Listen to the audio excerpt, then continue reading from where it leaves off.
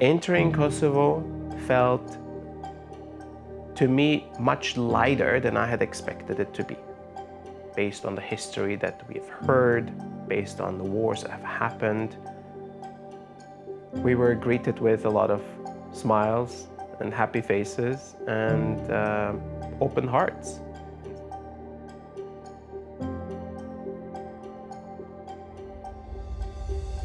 What's interesting about Kosovo is it's been the epicenter of tension and conflict for many generations, many eras, for thousands of years. It's been a focal point for many of the nations and the cultures around. And therefore, it's been considered a spiritual center, it's been considered a political center, it's been considered a strategic center that everyone wanted to have a piece of. And in that way, Kosovo seems to be holding a very critical point and a place in this entire region for all the nations around. Through our research and work with the guides, we have identified 33 sites that we will be visiting throughout our expedition through the Balkans. These are sites of spiritual, energetic, and historic significance. Many of these sites hold deep traumas from previous conflicts that have occurred in the region.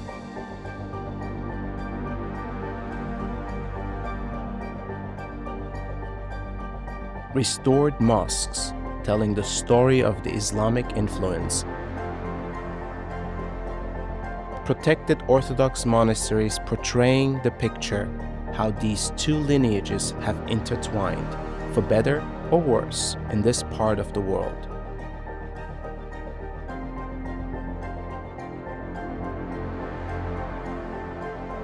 What if our understanding and perspective of our humanity is limited in scope and scale? How far can we go back in our history to embrace that we are all one nation, one humanity, and one consciousness? What if we forget for a moment the barriers and differences that separate us?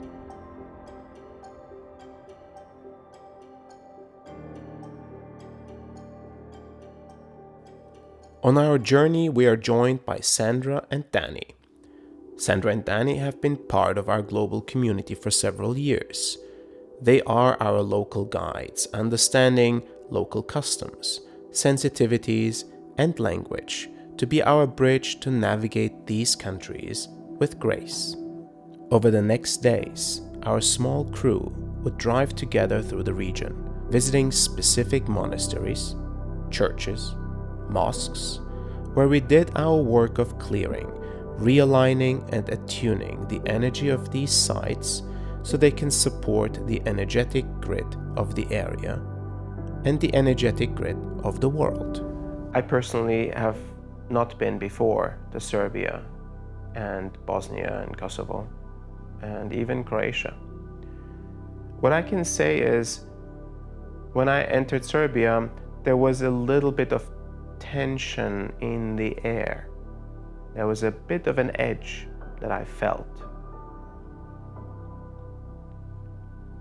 And that could be an aspect of accumulated, unprocessed past. And of course, that impacts everything. How we think, how we feel. Even when I'm a new person entering this field, it starts to influence my thoughts and my perspectives, my judgments. This field that's held by the general public, general population, can be impacted by these power places around the country and the world, because these power places can actually lift the frequency.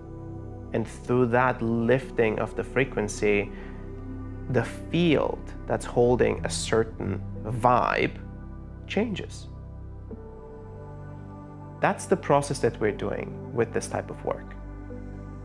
In order to do this work, we need to find a quiet place where I can focus move into a meditative state, open the channel, and receive guidance about what needs to happen here. It can be tricky because as the guides are moving, my hands or my body goes into contractions, it sometimes can draw the wrong kind of attention from others not familiar with the work. So oftentimes at these sites, I'm also looking and listening for that perfect spot where I'm supposed to sit down, open the channel to connect to the guides. One of the first trauma spots that we've visited was in Bubanje, which is close to Niš, the city of Niš in Serbia. What's interesting is that was a site from World War II. That was some atrocious things happened and a lot of people died, and the trauma was imprinted in the fabric of that region, in the energy of that place. All wars have that potential of imprinting into the fabric of humanity, into the fabric of this earth, or the fabric of the land. In the scope and the scale of time, it does not matter who did what. It all becomes an elusive experience of cycles of life and death, cycles of being villains and victims and saviors. Maybe in one era, one nation, one culture, one group of individuals are victims, and another group are villains, another group are saviors. So humanity goes through the experiences that it has to go through. Is it all required and necessary? That becomes a big question to answer, and we may not have the answer for that question. But if it has happened, I'd like to believe that it was necessary. It was part of the evolutionary process that we as a humanity are going through.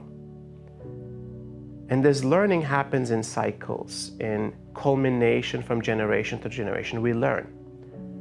Once I've started to feel into these souls that are present and maybe stuck here because of the traumatic nature of their passing, because of the fact that this used to be an execution camp in World War II and 10,000 people died.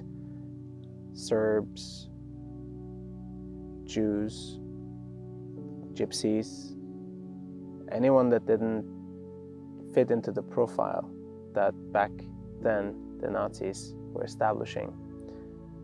People were killed in a very traumatic way here.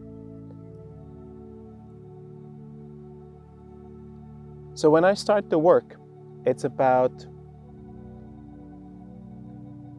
what is the imprint, what is the energy, what's the doorway of destruction that is keeping this heaviness, this heavy frequency in place, because it's not natural that this is staying.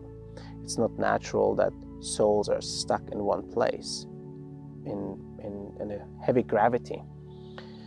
So once I identify this spot with the support of the guides, then there is a transformation that happens at that spot, almost like a closing of a doorway and the changing of that frequency.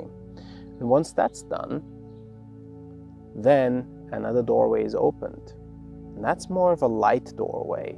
It's like an opening for these souls to find the light, to be able to move on, to move forward in the cycle of life. And once both of these start to happen, both of these things start to happen, feels like there is a movement of energy that starts to move in, and literally feeling the energy in the environment, it starts to lift. So this place feels significantly different than it felt when we arrived.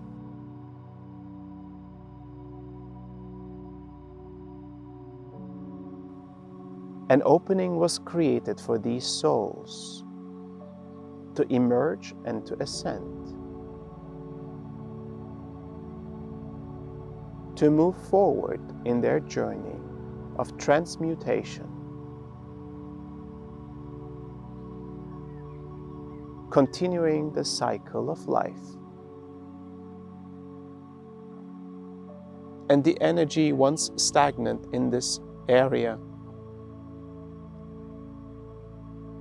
at this particular place, will no longer be a blockage. On our fourth day, we crossed the border from Serbia into Bosnia to visit the town of Visegrad, which is home to the historic bridge that stretches across the Drina River. This is a site of intense trauma that stretches back through the generations. Within the turmoil of World War II, this town and region saw genocidal atrocities committed between two major ethnic groups.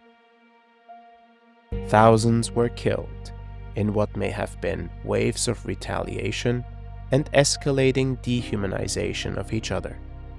These cycles of atrocity and genocide would again consume the area during the Bosnian War in 1992, just 30 years ago. Even when I was reading about it this morning at breakfast, it was very heavy. It really took me by surprise, and it took me out of alignment, and I had to sit with it a bit to digest what I just had read, the type of atrocities that have occurred here that are unfathomable, unimaginable pain, suffering caused by the very neighbors that have lived together for maybe generations or centuries.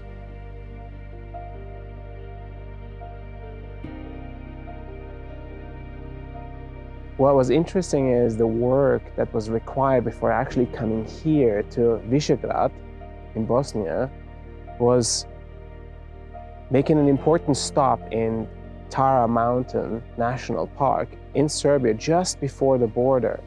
At the mountain, I was able to tap into the energy that was present, that was fueling that trauma at that time. And interesting enough, it was still active. There was a doorway, a gateway into a very dark dimension that was still present. So the first stop was to actually address that and close that gateway before we would come here to elevate and assist in the ascension, in the continuation and the liberation of the souls that had died here. We're talking about thousands of people that had passed in a very, very traumatic way. And it had left a mark, an imprint, as if it just happened yesterday. It was so palpable in the place, the heaviness. I can only imagine what the generations that have come after, how they are digesting this and how heavy it must feel to think about it.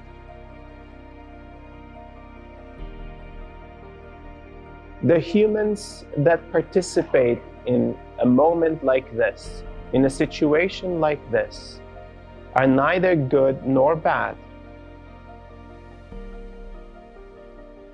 As souls, they all have agreed to complete this experience.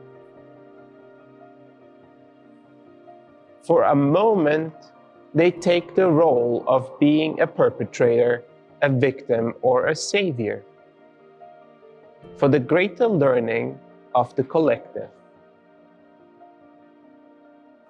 And the message that we got in the channeling was that this type of liberation of souls actually moving on will assist in the grieving process as well. And that to me is one of the many beautiful reasons we're doing this work. Witness the transformation of this place. Witness the souls emerging, ascending, moving forward and onwards.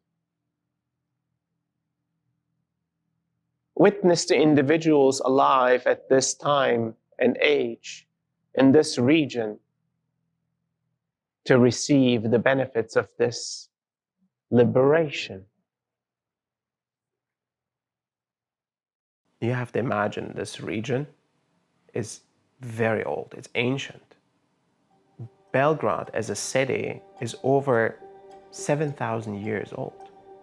There's incredible history through many eras, because it's also such a strategic position for many different nations and empires to hold that place.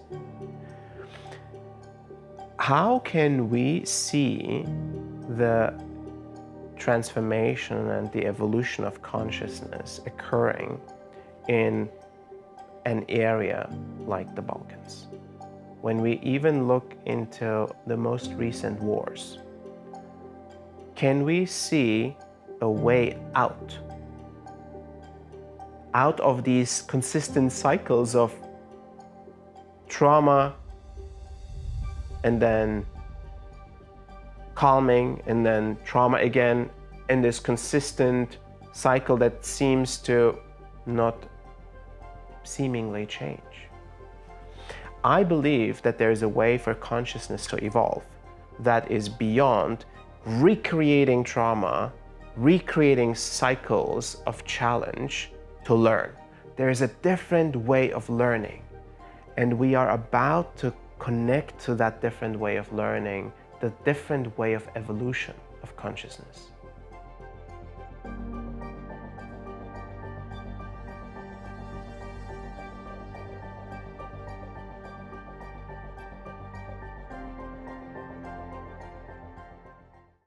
Thanks so much for tuning into this episode. We hope it sparked your curiosity. Don't forget to log into your Mighty Network space, where you'll find complimentary meditations and a treasure trove of supplementary content waiting for you. Now, if you felt connection with our journey and want to explore deeper, we have a special invitation for you. Our expedition is not just a series of episodes. It's a labor of love, research, and exploration. You have the opportunity to directly contribute to this journey and become an integral part of it by upgrading to access our next 3 episodes, weekly live group meditations, and weekly live calls with Asil. This is not just about upgrading your package. It's about supporting this exploration that we are all a part of. And to make this transition easier for you, we have a special offer. For a short period, with just $33, you can step deeper into our shared expedition. This offer is available to you until midnight Pacific time on June 15th. We have an exciting 3-week journey ahead of us, filled with discovery and shared experiences. We're eager to bring you along and share each magical moment with you. We're all in this together, and every step forward is a step we take as a community. Thank you for being part of this incredible adventure, and we'll see you very soon.